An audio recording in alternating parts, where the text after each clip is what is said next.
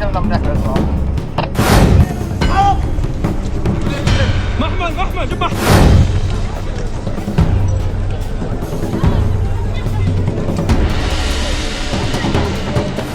दोस्तों, इस्लामाबाद में piece talk हो रहा है। पीस टॉक किस बात को लेकर के? पीस टॉक सीज फायर के परमानेंट इलाज का।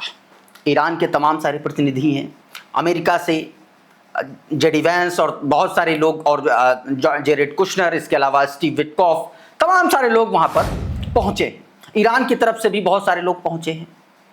लेकिन एक जो पेच फंसा है वो यही है कि सीज फायर बहुत ज्यादा लंबा इसलिए नहीं चलने वाला है क्योंकि इसमें लेबनान को अलग रखने की भरसक कोशिश होगी, या यूं कहें कि यह बात तय हो गई है, पुख्ता हो चुकी है कि इजराइल इस पर मानेगा नहीं।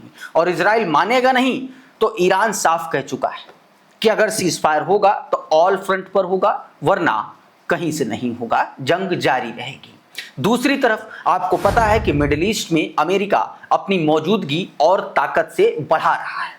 तमाम सारी रिपोर्ट्स बता रही हैं कि अमेरिका 50,000 उसके सैनिक जो हैं मिडिल ईस्ट में एक तरीके से वहां पर और पहुंचाए गए हैं और वहां पर उतरे हैं। ऐसी बातें निकल के सामने आ रही हैं।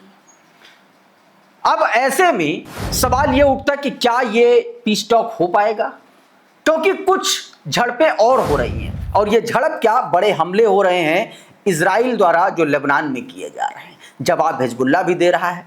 हिजबुल्लाह ने कई जगहों पर बीते दिन और रात में कई इलाकों में नॉर्दर्न इजराइल के सदर्न लेबनान में जो कब्जे वाले इलाके थे इजरायली, वहां पर हमले किए। आज के इस वीडियो में मैं इन्हीं हमलों का जिक्र करने जा रहा हूं।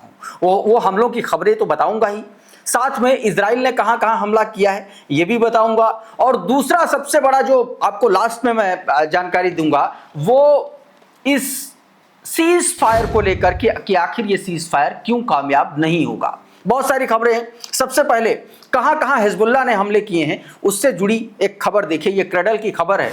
कहां कहां हमला किया इसके बारे में मैं आपको बता दे रहा हूं। ये हिजबुल्लाह की तरफ से जारी किए गए बयानों के आधार पर क्रडल ने अपना एक रिपोर्ट तैयार किया है। आपकी स्क्रीन पर देखिए ये ट्वीट। बताया गया कि हिजबुल्लाह ने यह कहा है कि उसने कई मोर्चों पर कोऑर्डिनेटेड वे में हमला किया है इजराइल पर। दक्षिणी लेबनान के रशाफ और यारोन के बाहरी इलाकों में इजरायली सैनिकों की जहां पर तैनाती थी वहां पर रॉकेट से हमले किए हैं। साथ में ही कर्मियल में सैन्य ढांचे को भी निशाना बनाया है हिजबुल्लाह ने यह भी बताया कि उसने इजराइल के जो सैनिक हैं, इजरायली डिफेंस फोर्सेस के सैनिक, जो सेटलर्स हैं, बस्तियां जो हैं और उनके जो सैन्य ढांचे हैं, उनके खिलाफ जो हमले किए हैं उनकी इंटेंसिटी हिजबुल्लाह ने बढ़ाई है। यह भी कहा गया कि किरियत शमोना, मेटुला और मार्गा लियोट के अलावा मिसगव और दोयेव में इन तमाम सारी जगहों पर दो बार अटैक किए हैं उसने एक ही दिन में। यह भी बताया कि जिसमें से कुछ जो हमले किए हैं, कुछ जगहों पर जो हमले किए हैं, जैसे आपका ये दोयेव हो गया या मिसगव आम हो गया, इन पर बहुत कम समयांतराल पर उसने बैक टू बैक अटैक किए हैं। हिजबुल्लाह ने यह भी बताया कि तैयबे में उसने एक ड्रोन हमले में ईरान मिलिट्री का जो व्हीकल है हम्वी, उसको निशाना बनाया और उसको तबाह कर दिया। और कई सारे इसके अलावा कई सारी जगहों पर भी उसने निशाना बनाया है और रसल ठिकानों को भी निशाना बनाया है। ये सीधे तौर पर हिजबुल्लाह ने अपने बयानों में कहा है। अब जरा किस तरीके से निशाना बनाया वो तस्वीरें भी देख लीजिए। ये जरा सबसे पहला वीडियो देखिए। इजराइल का गिलोत बेस, ये हेडक्वार्टर है मिलिट्री इंटेलिजेंस का, वहां पर हमला किया है। सरफेस टू एयर मिसाइल के जरिए नफ्र मिसाइल से उसने हमला किया और ये वीडियो खुद हिजबुल्लाह ने जारी किया है। आप देखिए जरा इसको। ये सरफेस टू एयर जो मार करने वाली जो मिसाइलें होती हैं, इसका नाम है नस्र। उसके जरिए इसको जो है दागा गया और इजरायली मिलिट्री ऑफ इंटेलिजेंस के हेडक्वार्टर को निशाना बनाया गया तेल अवीव में। एक और तस्वीर देखिए, ये नॉर्दर्न इजराइल में टिफिन मिलिट्री बेस, जो इजराइल का टिफिन मिलिट्री बेस है, वहां पर उसको निशाना बनाया गया और उससे भी जुड़ा हिजबुल्लाह ने वीडियो जारी किया। देखिए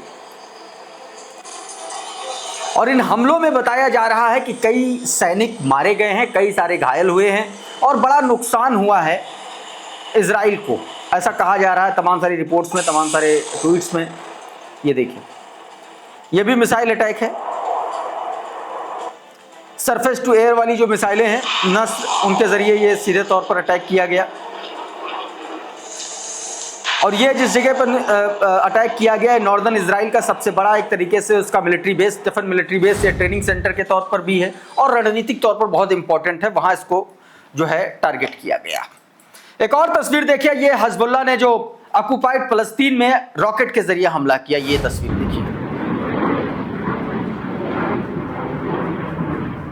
ये इजरायली कब्जे वाले फलस्तीन में जो हमला किया गया, ये दोनों तस्वीरें उसकी हैं। और ये हमला भी बताया गया कि इजरायली सैन्य ठिकाने जो हैं ऑक्युपाइड फलस्तीन में, उनको निशाना बनाते हुए किया गया और साथ में कुछ ऐसी जगहों पर भी निशाना बनाया गया जो जहां पर बड़े एक तरीके से फुटफॉल बहुत ज़्यादा होता था आईडीएफ का, उन जगहों को भी निशाना बनाया गया। प्रेस टीवी ने ये दोनों वीडियोस अपने ट्विटर हैंडल पर जारी किए। बताया गया कि rocket fire by Lebanon, Hezbollah spotted over the skies of the Israeli occupied फलस्तीन। बताया गया इजरायली ऑक्युपाइड फलस्तीन के आसमान में एक तरीके से ये तस्वीरें नजर आईं। हिजबुल्लाह ने और भी कई जगहों पर हमला किया है, सफाद में हमला किया है, ये तस्वीरें देखिए, सफाद में हमले के बाद की तस्वीरें, बड़ा इम्पैक्ट किया है। ये इजरायली मीडिया ने बाकायदा ये तस्वीरें जारी की हैं अपने ट्विटर हैंडल से। एक और वीडियो देखिए, ये तस्वीर देखिए, अच्छा ये फोटो देखिए किस तरीके से यहाँ पर जो कार हैं, जो गाड़ियाँ हैं, पूरी तरीके से डैमेज हो गई हैं, क्षतिग्रस्त हो गई हैं। एक और ये तस्वीर, ये वीडियो देखिए गाड़ियों का, देखिए ये डिस्ट्रक्शन देख के ये समझ में आ रहा है कि बड़ा हमला हुआ है और इसमें दावा किया जा रहा है कि तमाम सारे लोग जो है हताहत हुए हैं, घायल हुए हैं। मारे जाने वाले लोगों की अभी तक पूरी रिपोर्ट नहीं है कि कितने लोग मारे गए हैं, लेकिन क्रेडल ने ये वीडियो जारी किया, बताया कि Israeli media report impact of the Safed of the launch from the Lebanon moments ago. कुछ तस्वीरें मैं और आपको दिखा देता हूं, जरा ये वीडियो देखिए सफाद का ही, ये भी प्रेस टीवी ने वीडियो जारी किया है। Footage captures of the destructions caused to the town of Safad in the northern occupied Palestine. Hezbollah's rocket strike। बताया गया हिजबुल्लाह ने अपने रॉकेट हमले में, ये ऑक्युपाइड फ़लस्तीन का इलाका बताया जाता सफाद जो है, और वहाँ पर हमला किया है और उसके बाद की ये तस्वीरें हैं। कुछ तस्वीरें और दिखाता हूँ, ये देखिए, ये मार्कवा टैंक पर हिजबुल्लाह ने अटैक किया है। यह है Ain Ebel road, southern Lebanon का इलाका, और वहाँ पर इस टैंक को निशाना बनाया और टैंक, ये जो उठता हुआ धुआं आप देख रहे हैं, बताया गया कि ये जो टैंक है, मार्का टैंक है, पूरी तरीके से तबाह हो गया। क्रेडल ने ये भी वीडियो जारी किया है। अब एक तस्वीर मैं आपको दिखाऊंगा, एक बयान, एक यूएस सोल्जर का बयान जो कुवैत में तैनात था, कतर में तैनात था, उसने, माफ़ कीजिएगा, कुवैत में तैनात था, उसने सीबीएस को एक इंटरव्यू दिया है जिसमें बताया है कि ईरान जब अमेरिका के सैन्य ठिकानों पर मिडिल ईस्ट में हमला कर रहा था तो किस तरीके से हाय तौबा मची थी अमेरिकी सैनिकों के बीच, और कैसे उनको बिना ज़रूरी सामान के साथ, बिना ज़रूरी सामान के भेज दिया गया था मरने के लिए। एक कबूलनामा, छोटा सा हिस्सा देखिए, फिर आपको उसका पूरा हिंदी ट्रांसलेशन भी समझाऊंगा। पहले ये देखिए। Everything shook, and it's something like what you see in the movies. You know, everything, your ears are ringing. You know, there's dust and smoke everywhere. This soldier was part of a crew of about 60 troops stationed at the military post in Kuwait hit by the strike. He says his unit's leadership ordered them there despite intelligence.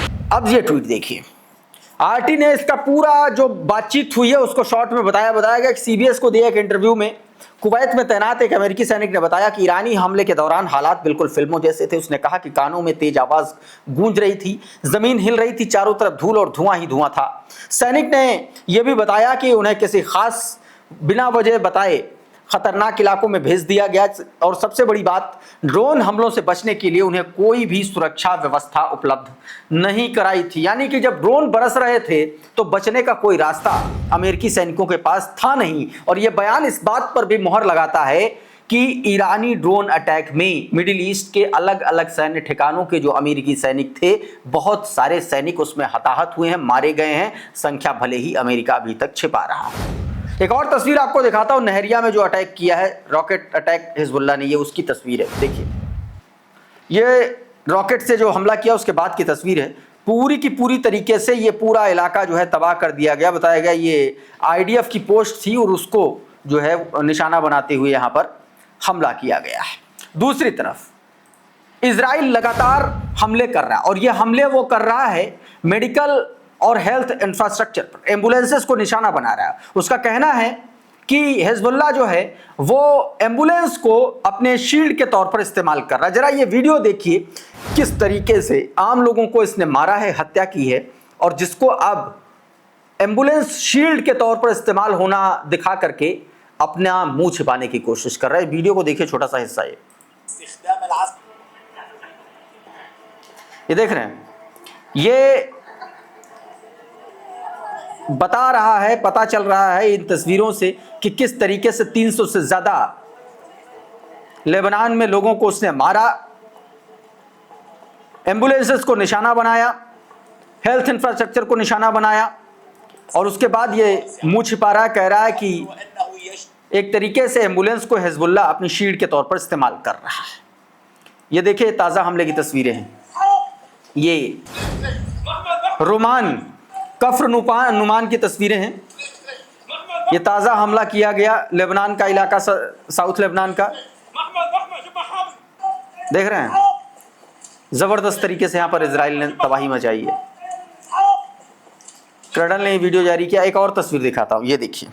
इसमें बताया गया है कि 8 जो personnels हैं Lebanon के सैनिक, वो मारे गए हैं। ये जो हमला हुआ है, 8 security personnel were killed, heavy air strike targeting the area around the Nabatieh Sirail. Nabatieh Sirail ये जो सदर्न लेबनान का इलाका है, वहाँ पर ये हमला किया गया, और उस हमले में बताया गया कि ये तमाम सारे जो सैनिक हैं, 8 जिनकी संख्या बताई जा रही है, वो उनकी मौत हुई है। मारियो नौफाल देखिए क्या लिख रहे हैं, उनका ट्वीट आपकी स्क्रीन पर बताया गया कि at least 8 security personnels were killed in heavy air strike targeting the area around the Nabatieh Sirail in the southern Lebanon. Netanyahu is trying to strike Lebanon as much as possible before abiding to ceasefire, which he will likely to have to do in a few days। देखिए, सीधे तौर पर इसमें यह बताने की कोशिश की गई है कि ये जो हमले हैं, जो इजराइल के हमलों की इंटेंसिटी जो बढ़ रही है, इससे यह पता चल रहा है, ये दावा किया जा रहा है कि सीज फायर में बंधने से पहले इजराइल ज़्यादा से ज़्यादा लेबनान पर हमला करने की कोशिश कर रहा है। तो साथियों, इस वीडियो में बहरहाल इतना ही। बहुत बहुत शुक्रिया, बहुत बहुत धन्यवाद। आप जुड़े रहिए आपके अपने चैनल द लाइव टीवी के साथ। नमस्कार। द लाइव टीवी, सच सबसे आगे।